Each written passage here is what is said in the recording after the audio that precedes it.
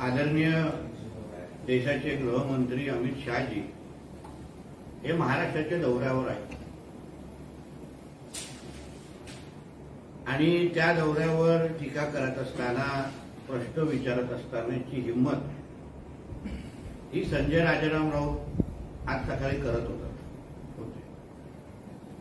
370 हटवल्यानंतर काय फायदा झाला, आज ही काश्मीरची परिस्थिती कशी आहे.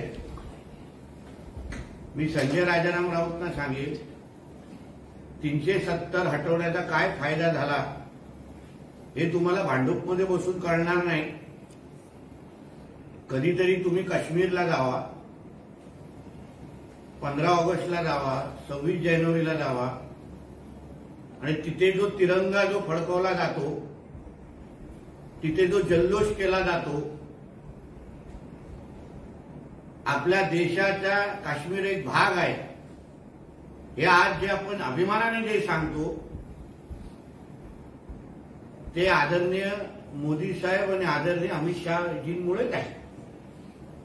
पाक व्याप्त काश्मीर आम्ही घेणार असा जाहीरनाम्यामध्ये लिहिलं. हो, घेणारच, पण कधी घेणार, कसं घेणार हे काय या संजय राजाराम राऊत सारख्या तिनपट माणसाला आम्हाला सांगायची गरज नाही. म्हणून देशाचे गृहमंत्री यांच्यावर टीका करण्यापेक्षा आणि अजित पवारजी, हसन मुश्रीफ, छगन भुजबळजींचे ओझे आम्ही उचलतो असं सांगण्यापेक्षा संजय राजाराम राऊतचे ओझे हे शरद पवार साहेब आणि उद्धव ठाकरेजींनी किती काळ उचलावे. कारण का हा संजय राजाराम राऊत आता सगळ्यांवरच डोईजड झालेला आहे, सगळ्यांचा त्रास झालेला आहे, सगळ्यांची गळ्याची हड्डी झालेला आहे. हे आता हळूहळू सगळ्याच महाविकास आघाडीच्या नेत्या मंडळांना कळून चुकलेलं आहे. म्हणून दुसऱ्या जणांना ओझे म्हणण्यापेक्षा तू तुझ्या उरलेल्या पक्षावर आणि तुझ्या कुटुंबावर जो ओझे झालेला आहेस त्यावर विचार कर आणि मग आपलं थोबाडू कर. बोला.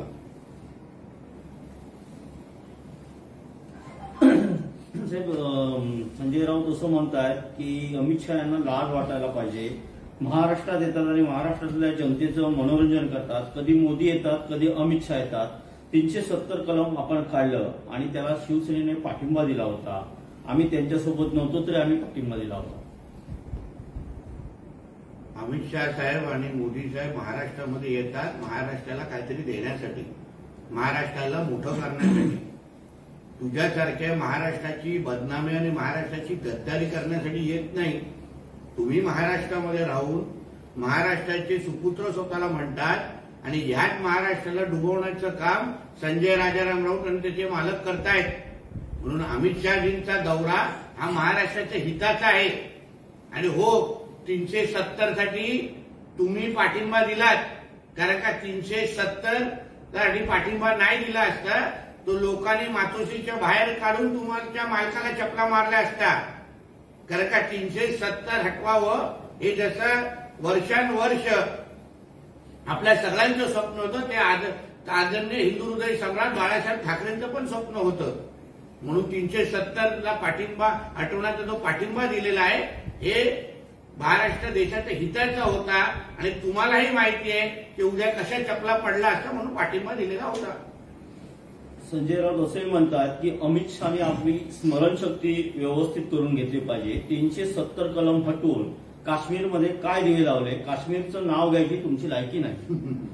काय दिवे लावले ना, तर मी संजय राजाराम राऊतला सांगेन एक हातात दिवा घे आणि 15 ऑगस्ट आणि 26 जानेवारीला जाऊन जरा बघ.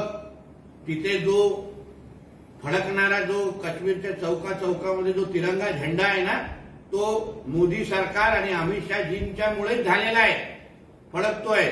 म्हणून काय दिवा लावलाय ना तो जरा दिवा घेऊन जा आणि सगळीकडे बघ काश्मीरमध्ये आणि मग सांग की काय दिवा लागलेला आहे.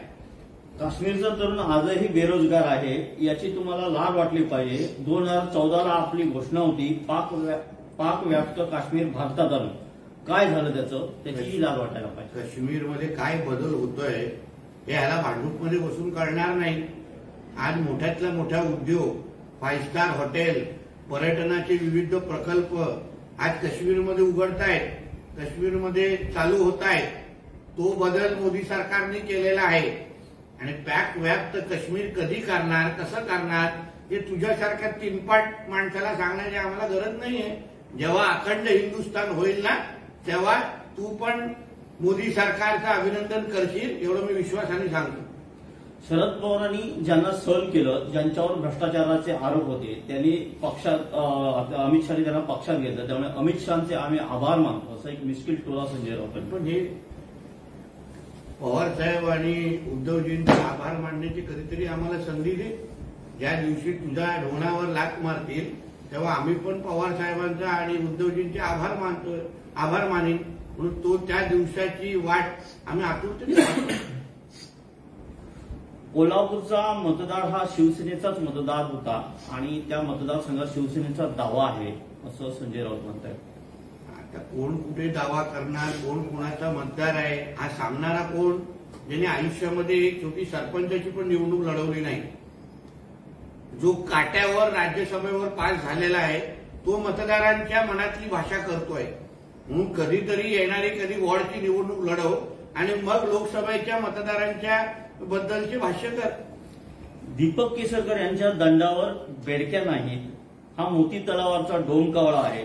सावंतवाडीत हिंमत असेल तर निवडून या, असं संजय राऊतांनी त्यांना आव्हान केलं. अरे पण ह्या दीपक केसरकरांना घेऊन तुझ्या मालक महाविकास आघाडीची सत्ता असताना मोदीजींकडे युतीचा प्रस्ताव करण्यासाठी घेऊन गेलेला बरोबर.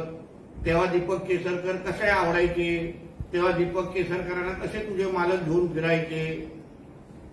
आणि दीपक केसरकर जे बोलताय ते खरं आहे का खोटं आहे, हे कधीतरी ठाकरे कुटुंबियांनी समोर येऊन सांगावं. कारण का जे उद्धव ठाकरे दिशा सालियांच्या प्रकरणामध्ये माझा मुलगा चुकलाय आणि त्याला वाचवा ह्यासाठी अगर राणे साहेबांना फोन करू शकतात, एकदा नाही दोनदा, तर ते मोदीजींना पण भेटू शकतात. म्हणून दीपक केसरकरजी जे बोलले, दीपक केसरकरजी जी बोलले त्याची खरं आहे का खोटं आहे हे ठाकरे कुटुंबाने सांगावं ना. हे ठाकरे कुटुंबाने सांगावं की खरंच मुलाला वाचवण्यासाठी मोदीजीकडे घेऊन गेले होते की नाही. कारण का तुम्ही नारायण राणे साहेबांना अगर उद्धव ठाकरे दिशा सालियांच्या केसमध्ये आदित्यला वाचवा ह्यासाठी फोन करू शकतात, तर मोदीजींमध्ये कडे गेलेच असतील. म्हणून ह्याबद्दलचं स्पष्टीकरण आणि गेल्या 2 आठवड्याचा रश्मी ठाकरे, आदित्य ठाकरे यांचा सीनियर रिपोर्ट आणि सगळे लोकेशन, मोबाईल टॉवर लोकेशन जाहीर करावे. दूध का दूध पाणी का पाणी होऊन जाईल. हिंमत आहे ना सांगायची की बाबा गेले नाहीत. मग प्रकाश आंबेडकरजींना का लिहून दिलं नाही की बाबा आम्ही कधीही बीजेपी बरोबर जाणार नाही. आदित्य ठाकरे बद्दल जी दिशा सालियांच्या केसमध्ये खळबळजनक खुलासे होत आहेत, सत्य बाहेर येत आहे, त्याच्यामुळे ठाकरे कुटुंबाची पायाची खाली वाळू सरकलेली आहे. दिशा सालियांचे आई वडील पासून अन्य जे काही विटनेस होते त्यांनी जे काही स्टेटमेंट एसआयटीच्या समोर दिलेले आहे, त्याच्यामुळे ठाकरे कुटुंबाला कळून चुकलेले आहे की आदित्य ठाकरे अडचणीत येणार आहे. म्हणून अगर दीपक केसरकरजी खोटं बोलत असतील तर मग रश्मी ठाकरे आणि आदित्य ठाकरेचे सीडीआर रिपोर्ट आणि मोबाईल टॉवर लोकेशन जाहीर करा ना. दूध का दूध पाणी का पाणी होऊन जाईल. मन साफ असेल तर जाहीर करण्यामध्ये काय वाईट आहे. प्रकाश आंबेडकर आपल्या सोबत असल्याचं सांगत संजय राऊत असं म्हणतात की आमचा मायावतींवर विश्वास नाही, त्या भाजपला अप्रत्यक्षरित्या मदत करत आहेत. प्रकाश आंबेडकरांचं तसं नाही, ते महाराष्ट्रातल्या मातीतले डॉक्टर बाबासाहेब आंबेडकरांचे वारसदार आहेत आणि मोदींची हुकुमशाही काढण्यासाठी आमच्या सोबत उभे आहेत. किती उभे आहेत हे आता येणाऱ्या काही दिवसामध्ये कळतील.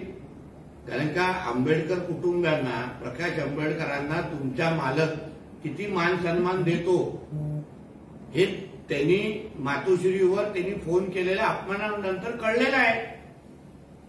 म्हणून येणाऱ्या दिवसामध्ये प्रकाश आंबेडकरांचा चित्रपट रिलीज होईल मग तेव्हा कळेल उद्धव ठाकरेंनी यांना कसं वागवलेलं आणि आम्ही जे बोलतोय फोन न उचलणं, त्यांचा अपमान करणं, हे प्रकाश आंबेडकरजी स्वतःच्या तोंडावरून जेव्हा बोलतील ना तेव्हा महाराष्ट्राला आणि जनतेला कळेल की हे आंबेडकर कुटुंबियांचे कसं अपमान करतायत.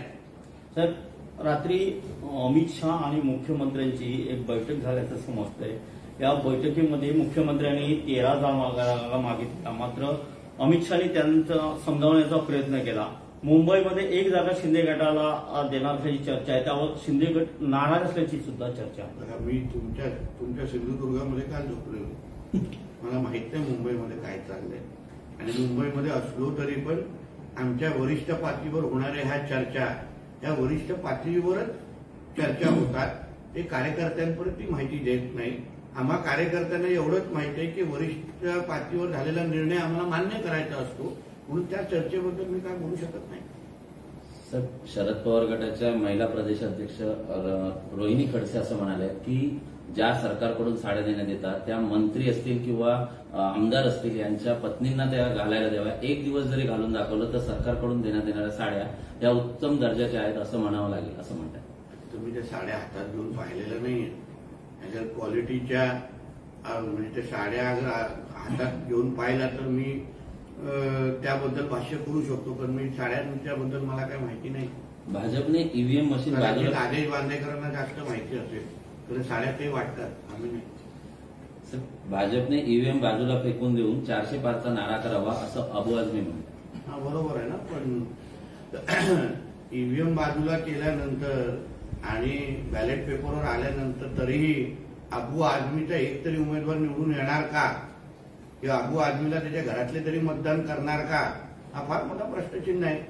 म्हणून ईव्हीएमची ओरड घालण्यापेक्षा अबू आझमींनी समाजवादी पक्षाची एक तरी व्यक्ती उभं राहून दाखवावं, उभं करून दाखवावं उमेदवार म्हणून, मग त्याच्यावर आपण बोलू.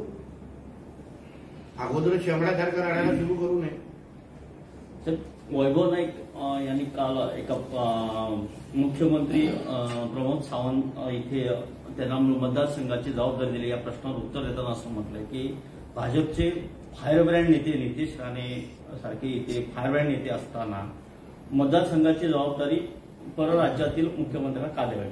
म्हणजे वैभव नाईक आणि त्यांच्या उभाटाने स्वीकारलं का की मी फायर ब्रँड आहे.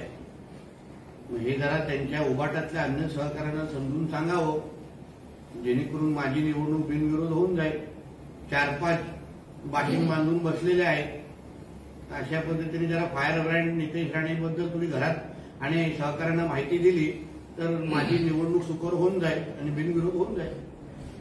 नितेश राणे व नारायण राणे यांना संसद म्हणजे काय आणि जनतेचा विकास म्हणजे काय ते समजलं नाही, तरी डबल काचेचा चष्मा लावून माझा लेखाजोखा वाचावा असं खासदार विनायक राऊत यांनी म्हटलं. नाही, परत प्रश्न विचार. नितेश राणे आणि नारायण राणे यांना संसद म्हणजे काय आणि जनतेचा विकास म्हणजे काय हे समजलं नाही, त्यांनी डबल काचेचा चष्मा लावून माझा लेखाजोखा वाचावा. बरोबर. संसद म्हणजे तिथे लोकांच्या आणि देशाचे विकासाचे प्रश्न मांडायचे असतात. पिझ्झा आणि बर्गरबद्दल मांडायचं नसतं की पिझ्झा आणि बर्गर खाऊन पोट किती अजीर्ण होईल असा प्रश्न मांडणारा हा एकमेव खासदार मी तेव्हा बघितला आहे. आणि त्यांच्या लेखाजोख्यामध्ये जसं काल मी सांगितलं, त्यांचा लेखाजोखा म्हणजे काय कामाचा. नितेश राणेंनी हे शर्ट घातलं, राणे साहेबांनी एवढी अशी गाडी वापरली, राणे कुटुंबियांनी इथे प्रॉपर्टी घेतली, एवढाच त्यांचा लेखाजोखा. बाकी त्यांच्या लेखाजोख्यामध्ये काही जमत नाही. म्हणून या विनायकराव खासदारांनी जो आता आयसीयूवर राजकीय आयसीयूवर असलेला खासदार आहे त्याची वायर आता आम्ही येणाऱ्या 3-4 आठवड्यामध्ये खेचणार आहे. मग राजकीय रामनाम सत्य करून त्यांना मुंबईला पाठवून देऊ एकदाच वाकवलेला. रत्नागिरी सिंधुदुर्ग लोकसभेच्या उमेदवारीबाबत बोलताना विनायकराव असं म्हणतात की धनशक्ती आणि जनशक्ती असा हा लढा होईल. या मतदारसंघात धनशक्तीचा 2.5 लाखांनी पराभव होईल.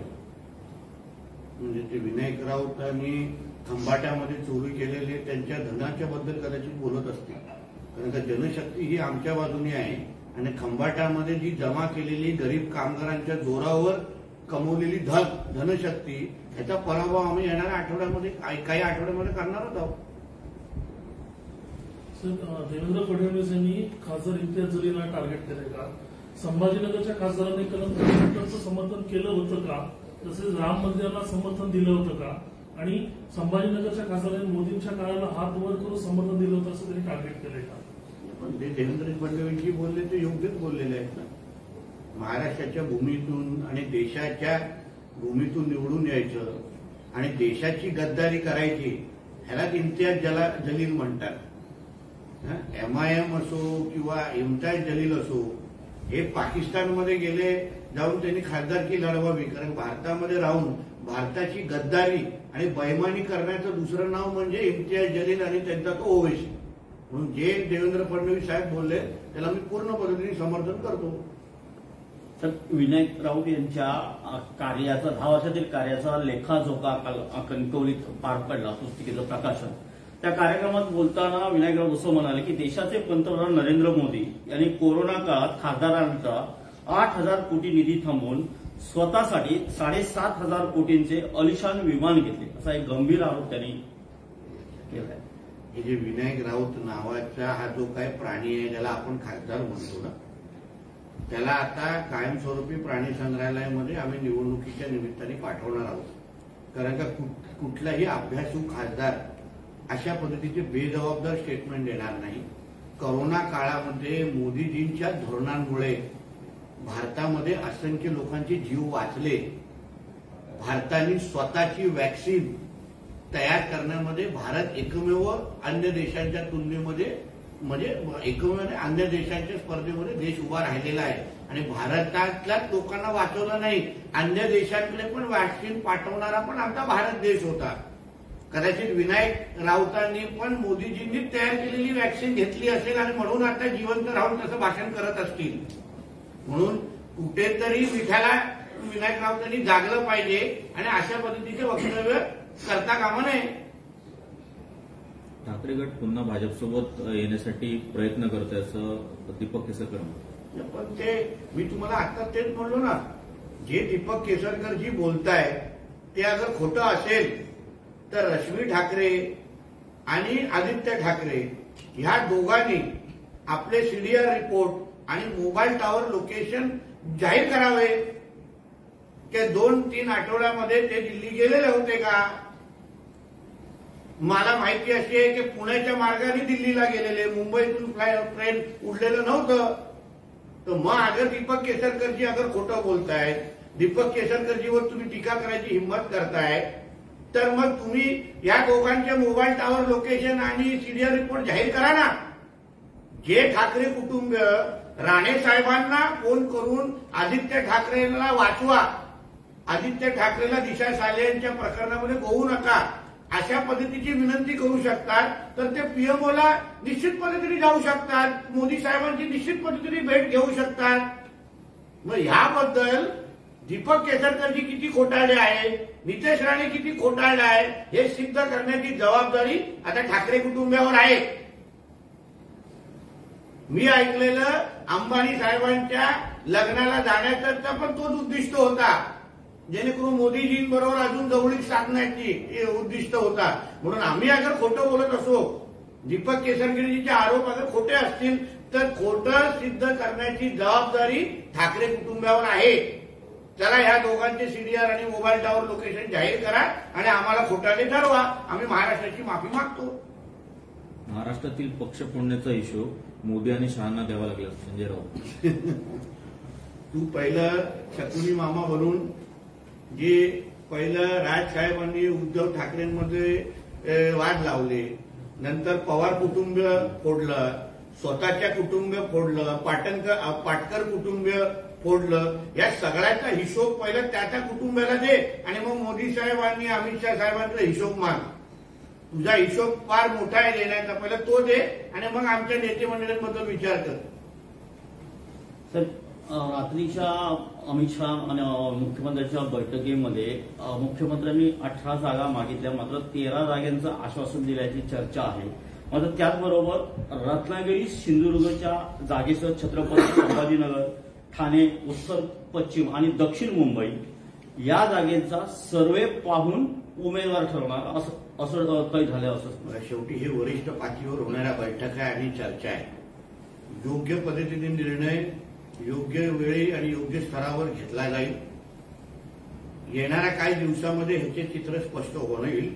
म्हणून मला वाटतं की थोडं आपण थांबावं. शेवटी त्या जागेवर महायुतीचाच उमेदवार जिंकून येईल एवढा ठाम विश्वास आहे. मग तो कोण असेल, शिवसेनेचा असेल, राष्ट्रवादीचा असेल, बीजेपीचा असेल, ते येणाऱ्या दिवसामध्ये कळेल. पण महायुतीचा असेल एवढं मी स्पष्ट तुम्हाला सांगतो.